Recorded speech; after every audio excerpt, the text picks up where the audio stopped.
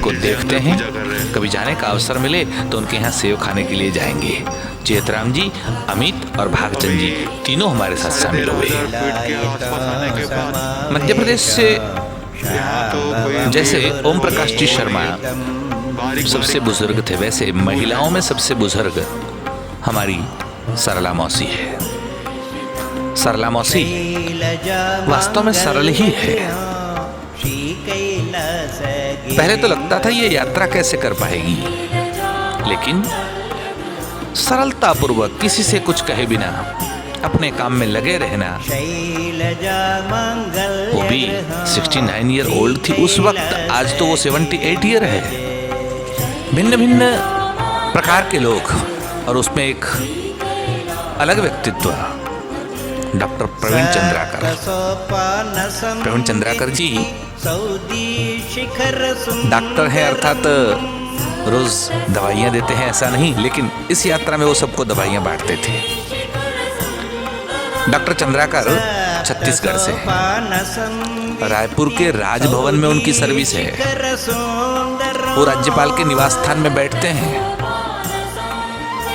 भैया कोई काम लेकर पहुंच मत जाना, लेकिन प्रवीण चंद्र जी उत्साह के साथ पूरी यात्रा में श्रद्धा भक्ति से शामिल हुए और आज भी सबके साथ वैसे ही जुड़े हुए हैं। और इस यात्रा के बाद, कैलाश मानसरोवर के बाद, बाकी कैलाशों की यात्रा भी उन्होंने की। शिखंड कैलाश, किन्नर कैलाश, आदि कैलाश वो भी जाके आए। उनकी ये रुचि भी बड़ी अजब है, गजब है। चंद्राकर जी हमारे बहुत अच्छे मित्र भी तो हैं। आप भी इस यात्रा का बड़ा हिस्सा है। जैसे ऑफिसर थे वैसे ही हमारे साथ बिजनेसमैन थे, और उसमें से एक है अभय आपड़े। अभय आपड़े महाराष्ट्र के हैं। रायगढ़ जिले में उनका बिजनेस है। बड़े बिजनेसमैन के तौर पर उनका कार्य चलता है, लेकिन इस यात्रा में एक सरल व्यक्तित्व की भांति वो सबके साथ शामिल हुए। इसके बाद भी जब जब सम्मेलन हुए तो कम से कम 50% से ज़्यादा सम्मेलनों में आपड़े जी हमारे साथ शामिल हुए। आज भी उनसे संपर्क बना रहता है और वो हमेशा इस यात्रा के यात्रियों को अपना परिवार मानते हैं। ऐसे आपड़े जी भी हमारा परिवार का एक हिस्सा है। यह है गणपत कारले। कारले जी कोई उद्योगपति नहीं, एक साधारण से किसान है। गांव में किसानी करते हैं, बड़ी सादगी से रहते हैं। कारले जी का कुछ इतिहास मैंने आपको बताया था, फिर से वो बात दोहरा देता हूँ। अमरनाथ यात्रा में गए, बर्फ का एवलेंच आया और उसमें गणपत कारले बर्फ के अंदर समाहित हो गए। 7 दिनों को बाद उनको आर्मी के लोगों ने निकाला। 21 दिन तक उनको होश नहीं था। उनके पूरे शरीर की चमड़ी खराब हो चुकी थी, पूरी चमड़ी फिर से नई आई है, अर्थात दूसरा जीवन प्राप्त हुआ। भगवान ने उनको दूसरा जीवन दिया और कारले जी ने भी तय किया कि अब जब भगवान ने दूसरा जन्म दिया है तो मैं भी लोगों की सेवा में ये जीवन बिताऊंगा। और वो हर हमेश लोगों की सेवा में खड़े रहते हैं। इस यात्रा में अगर उनको लगे कि ये आदमी सही से चल नहीं पा रहा है, उसको कुछ तकलीफ है, अकेला पड़ जाएगा, तो वो अंत तक सब चले जाते, लेकिन वो पीछे पीछे पीछे पीछे आते और सबकी हेल्प करते, मदद करते। औषधि के अच्छे जानकार हैं, आयुर्वेद के जानकार हैं। कौन सी औषधि क्या लेनी चाहिए, कहाँ लेनी चाहिए, कितनी मात्रा में लेनी चाहिए। कई लोगों के बड़े बड़े रोग उन्होंने औषधि देकर नष्ट किए हैं। एक बार मुझे भी अहमदनगर जाने का मौका मिला और कारले जी के घर मैं भी रात्रि निवास करके आया हूँ। कारले जी हमारी इस बैच के एक अच्छे स्तंभ के रूप में उन्होंने कार्य किया है। खुशनुमा दंपति विशेष गुवालानी, उमा गुवालानी, दोनों दुबई से यात्रा में आए थे। वैसे तो मूल निवासी जयपुर के हैं, लेकिन दुबई में बिजनेस करते थे। इसलिए हम उनको दुबई वालों के नाम से ही जानते थे। और आज मैं गुवालानी बोल रहा हूँ, मैं आज तक उनको गुलवानी ही बुलाता रहा हूँ, लेकिन गुलवानी गुवालानी है वो मुझे आज पता चला। विशेष जी और उमा जी तो एकदम नाजुक सी लगती थी। पहले दिन ही हमने सोचा ये यात्रा कैसे कर पाएगी, और बीच में यात्रा के एक एपिसोड में आपने शायद देखा हो, पाँव में छाले पड़ गए थे, चलना मुश्किल था। विशेष जी ने उनका साथ दिया और उन्होंने यात्रा की, यहाँ तक कि अष्टापद की यात्रा भी की। हर जगह पर उमा और विशेष इतना सरलता से सबके साथ रहे और इतना घुल मिल गए कि आज हमको नहीं लगता कि वो कोई गोवालानी है, हमको लगता है वो हमारे कैलाश यात्री हैं। अब तो L&T कंपनी में विशेष जी मुंबई में कार्य कर रहे हैं। दोनों को इस प्रकार के बहुत सारे शौक हैं। कुछ ना कुछ तो विचार मिलने चाहिए। जीवन के पथ में भी ये दोनों इतने घुल मिल कर रहते हैं, और दोनों को म्यूजिक का बहुत बड़ा शौक है। संगीत के लिए दोनों ही कुछ न कुछ काम करते रहते हैं। उमा जी कुछ न कुछ क्रिएशन भी कहती रहती है। घर में बैठे बैठे भी क्या करना चाहिए, कैसे करना चाहिए, उनमें एक अलग सी सूझ पड़ी है और उसका उपयोग होता रहता है। अब हम चलते हैं गुजरात की ओर। अभी तक पूरे भारत के यात्रियों की बात की। इनके नाम से ही लगता है आपको, इनके मुंह पर सदैव हंसी रहती है, और वो है हसमुख लाल सोनी। हसमुख लाल सदैव हंसते रहते हैं। आपने यात्रा में देखा होगा, मानसरोवर के पानी में, उस जल में भी वो नाचते रहते हैं। ऐसा खेलता हुआ, नाचता हुआ, हंसता हुआ व्यक्तित्व हसमुख लाल सोनी का है। बिजनेसमैन है, ज्वेलरी के बड़े बड़े शोरूम हैं इनके। हमारे गुजरात के बनासकांठा जिले के थराद शहर में वृंदावन ज्वेलर्स के नाम से इनका बहुत बड़ा बिजनेस है। हसमुख जी हमारे प्रिय मित्र हैं। इस यात्रा की वीडियो देखते देखते 15 दिन में एक दिन ऐसा नहीं गया कि हसमुख जी का फोन ना आया हो। और न केवल ये यात्रा, मेरे साथ ऐसा योग हसमुख जी का बैठ गया है कि चारों धामों की यात्रा मैंने और हसमुख जी ने साथ में की है। वो चाहे रामेश्वरम हो, चाहे जगन्नाथपुरी हो, चाहे बद्रीनाथ हो, चाहे द्वारका हो, और न केवल ये, कैलाश मानसरोवर तो की है, पाकिस्तान कटासराज भी हम साथ में गए। भारत भ्रमण में करीब करीब सब स्थानों पर हसमुख जी के साथ जाना हुआ है, और वर्ष में एक बार हम शिविर लगाते हैं और प्रवचन करते हैं अलग अलग विषयों पर। तब हसमुख जी अपने परिवार के साथ प्रत्येक शिविर में आते हैं और 7 दिन तक हमारे साथ रुकते हैं। उनका अनुभव भी था। किस बात का? उन्होंने इससे पहले भी एक बार कैलाश मानसरोवर यात्रा की थी, चाहे रूट अलग था, लेकिन ये उनकी दोबारा कैलाश दर्शन का मौका था। हसमुख जी इस यात्रा में बड़े ही प्रेम से शामिल हुए। ये हैं अमित कुमार ठाकुर। अमित कुमार ठाकुर हमारे तो मित्र हैं ही हैं, वो पूरी यात्रा के मित्र बन गए। ये पूरा जो वीडियो रिकॉर्डिंग आपने 15 दिनों से यात्रा में देखा है, ये पूरा अमित ने किया है। वीडियो रिकॉर्डर मैं नहीं हूं, और अमित कोई रेगुलर वीडियोग्राफी का काम नहीं करता, लेकिन कैमरा आया तो कैमरा उठा लिया, कंप्यूटर आया तो कंप्यूटर उठा लिया, मोबाइल आया तो मोबाइल उठा लिया। कुछ करने की उसकी गुंजाइश, उसकी धगश जो है, और उसने ये अच्छा काम बखूबी निभाया है। मोबाइल का बिजनेस है उनका। गुजरात के बड़ौदा में अभी वो रह रहे हैं, लेकिन है मूल गुजरात के डीसा के। अमित जी भी इस यात्रा में सबके साथ बड़ी सुंदर ढंग से शामिल हुए। उनका सद्भाग्य और सौभाग्य था। इस बंदे को देखकर नहीं लगता है ना कि गुजरात पुलिस है। ये हैं संतोष कुमार कतीरिया। संतोष जी गुजरात पुलिस के पुलिस सब इंस्पेक्टर हैं। रहते तो हैं नडियाद में, लेकिन सर्विस नडियाद में होना जरूरी नहीं है। कभी आणंद होते हैं, कभी बड़ौदा होते हैं, कभी सूरत होते हैं, कभी गांधीनगर होते हैं। लेकिन एक बात के लिए संतोष जी को बहुत बड़ा धन्यवाद देना होगा। संतोष गाते भी बहुत सुंदर हैं। यात्रा में भी वो अच्छा गा लेते थे। उसके बाद के सम्मेलनों में वो अपनी पत्नी के साथ भी आए। मैं तो उनके घर भी 2-4 बार जाके आया हूँ।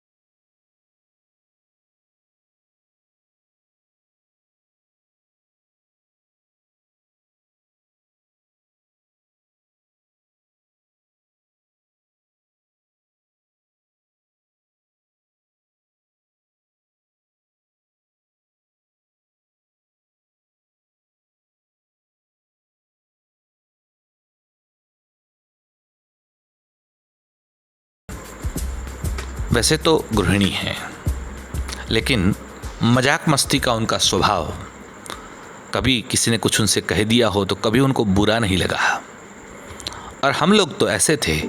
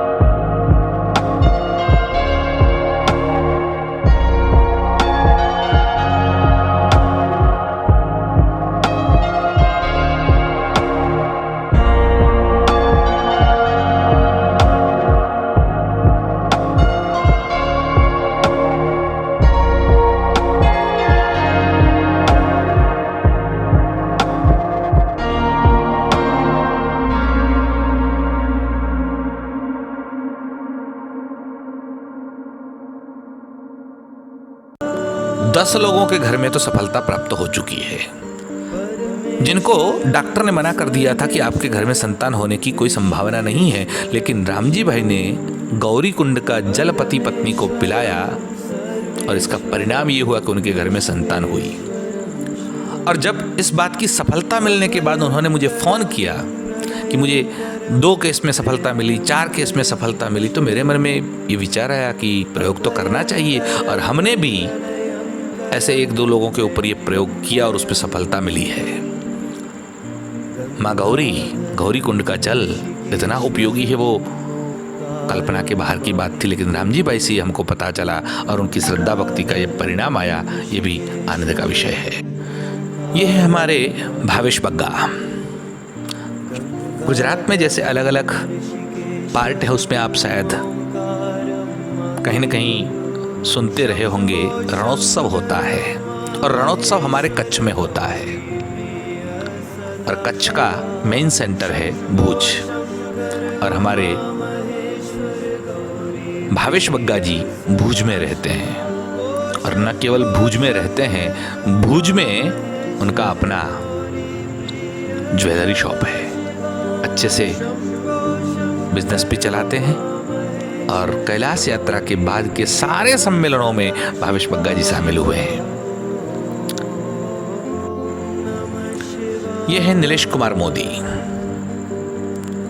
गुजरात के बड़ौदा के निवासी हैं, सीधे साधे व्यापारी हैं। कैलाश के प्रति उनकी श्रद्धा है, और पति पत्नी, उनकी पत्नी का नाम है इलाबेन, आगे बताएंगे आपको। दोनों ही, मैंने कहा 3 दंपत्ति 4 दंपत्ति जो शामिल हुए थे, इसमें तीसरा दंपत्ति नीलेश कुमार मोदी और इलाबेन मोदी शामिल हुए। इलाबेन की तो यात्रा होनी कठिन थी, लेकिन नीलेश भाई का हौसला बुलंद था, और इसके कारण दोनों की यात्रा हो गई। और उसके बाद भी हर जगह वो पहुंचने का प्रयास करते हैं। नीलेश भाई इस यात्रा में शामिल हुए, उनका सद्भाग्य और सौभाग्य है। और पत्नी के साथ शामिल हुए। दोनों ने यात्रा की। भगवान सदाशिव की कृपा दोनों के ऊपर बरसते रहे। ये हमारे चंद्रशेखर दवे। पूरी बैच उनको पंडित जी के नाम से जानता है। बड़ौदा के निवासी कर्मकांडी ब्राह्मण, लेकिन यात्रा में रोज सुबह 4 बजे उठ के कैसा भी ठंडा पानी हो वो स्नान कर लेते थे, संध्या कर लेते थे। जब बाकी लोग उठकर खड़े होते तब तक उनकी स्नान संध्या हो जाती थी। यहाँ तक कि कैलाश मानसरोवर के अंदर रात को 4 बजे उठकर वो मानसरोवर में स्नान करने के लिए गए थे। बाकी लोग सब दोपहर को 12 बजे स्नान करते थे। उस मानसरोवर में हमारे चंद्रशेखर जी रात को 4 बजे स्नान करते थे। उनकी पत्नी कल्याणी देवी उनके साथ धर्मपत्नी के रूप में शामिल होकर उन्होंने यात्रा का बड़ा ही आनंद उठाया। हमारे साथ दिल्ली से शामिल हुआ एक युवा विकास शर्मा, सुनील शर्मा और विकास शर्मा, दोनों ही मामा भांजा साथ में रहे। यात्रा में विकास सबके साथ जुड़ जाता। उसकी भी साहित्य के प्रति अच्छी रुचि थी।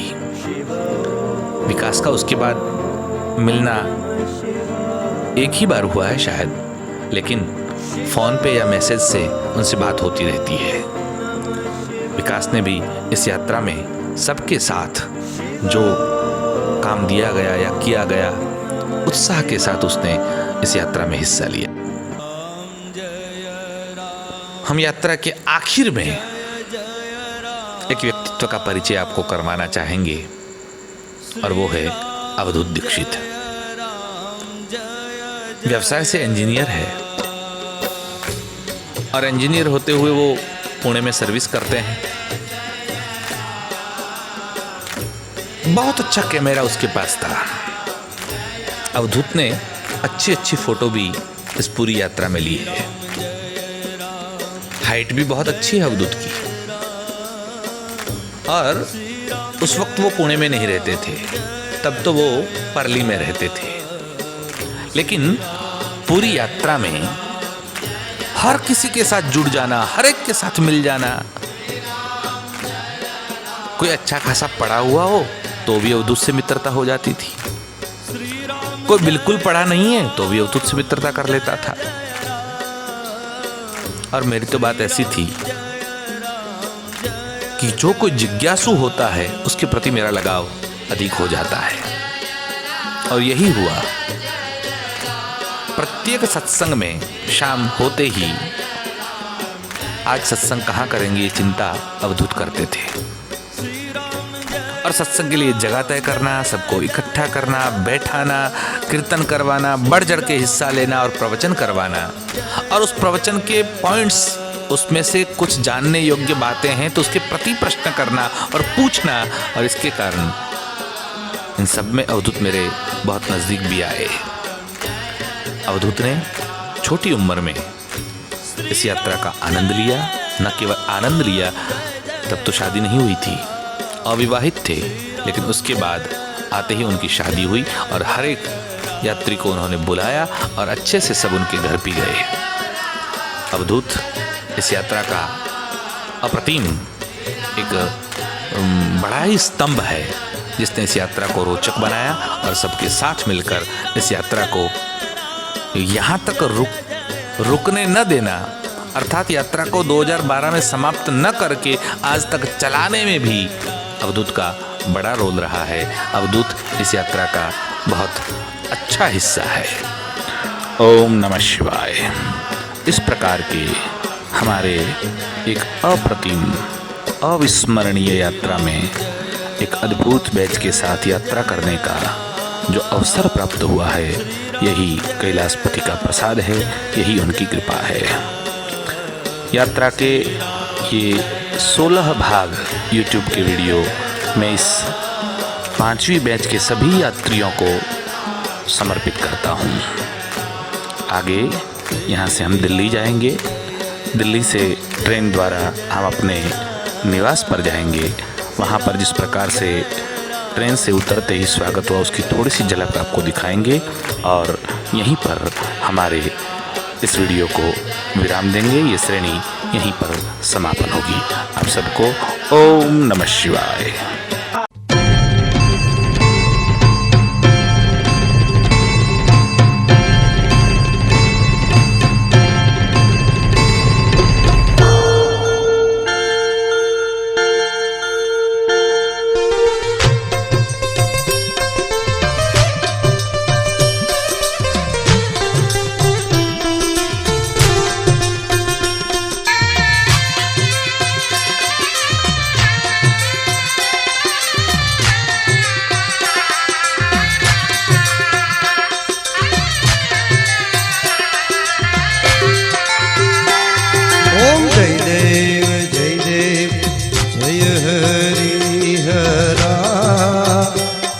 प्रभु जय हरि हरा,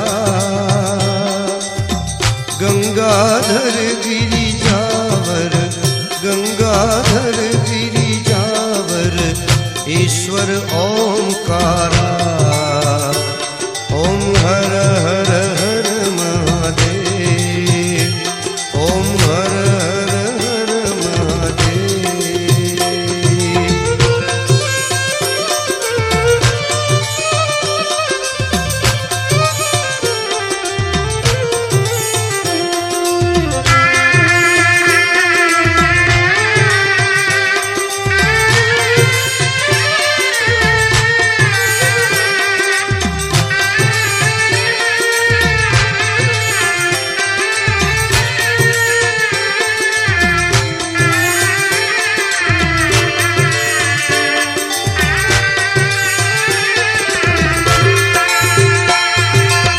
राघांबर पीतांबर शिव श्यामे पहरा, प्रभु शिव श्यामे पहरा। कमल नयन केशव ने, कमल नयन केशव ने, शिव ने त्रिनयना। ओम हर हर हर महादेव, ओम हर हर हर महादेव।